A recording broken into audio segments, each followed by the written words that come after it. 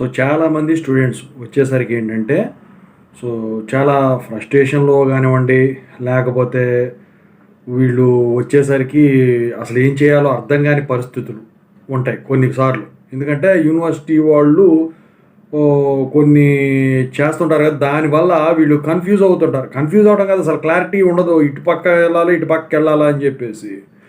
ఇది మరి అట్లాంటి సందర్భాల్లో ఇప్పుడు డబ్బులు కట్టేసామనుకోండి, మరి మన పరిస్థితి ఏంటి? మన డబ్బులు మనకు వస్తాయా? సో ఇలాంటివి చాలామంది అడుగుతూ ఉన్నారు. దాని గురించి ఇప్పుడు మాట్లాడుకుందాము. ముందుగా అయితే ఇంతవరకు ఛానల్ సబ్స్క్రైబ్ చేసుకుని వీడియో లైక్ చేసి షేర్ చేయండి. మీకు ఏమైనా డౌట్స్ ఉంటే కాల్ బిఫోర్ ద్వారా కాల్ చేయొచ్చు.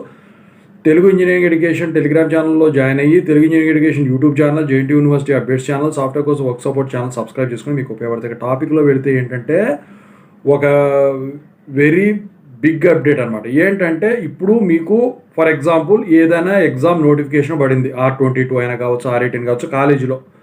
అయితే ఆ ఎగ్జామ్ డేటు అయిపోతుంది. అయితే ఈ లోపు మీకు ఏదైనా రిజల్ట్స్ రావాల్సి ఉంది. రిజల్ట్స్ రాకుండా నోటిఫికేషన్ ఇచ్చేశారు అనుకోండి, అది స్పెషల్ సప్లీ పరంగా అయినా కానివ్వండి, ఏదైనా కానివ్వండి, వన్ టైం ఛాన్స్ అయినా ఏదైనా కానివ్వండి, ఆర్సీఆర్వి ఇలాంటివి ఏమన్నా ఉన్నాయి అనుకోండి, రిజల్ట్స్ రిలీజ్ కాలేదు. అయితే మరి ఎగ్జామ్ డేట్ వాళ్ళ లాస్ట్ డేట్ అనుకోండి, ఫీజు కట్టేయండి.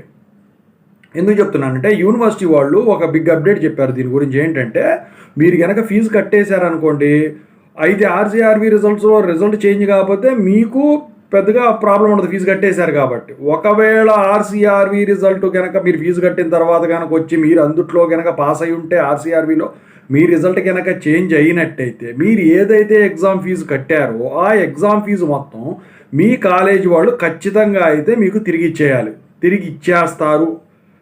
ఇచ్చేయాలని చెప్పేసి యూనివర్సిటీ వాళ్ళు మీ కాలేజ్ ప్రిన్సిపల్స్గా చెప్పడం జరిగింది. ఇచ్చేస్తారని చెప్పేసి ఆల్రెడీ అందుట్లో కూడా క్లియర్గా ఉందన్నమాట. ఓకేనా? మీరు ఎట్టి పరిస్థితిలో కూడా డైలమాలోకి అయితే వెళ్ళాల్సిన పని అయితే లేదు. సో క్లారిటీగా చెప్పేది ఇదే, అన్ని సందర్భాల్లో జరగదు. ఎందుకంటే చాలామంది ఇప్పుడు 2122 నోటిఫికేషన్ రిలీజ్ అయిపోయింది, 3132 త్వరలో రానుంది, దాని గురించి కూడా పోస్ట్ పోన్ అవుతాయా అని చెప్పేసి అడుగుతున్నారు. దానికి సంబంధించి నేను పెట్టేశాను నిన్న.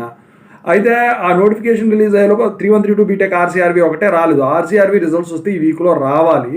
ఒకవేళ రాకపోతే మాత్రం సినారియో ఇది.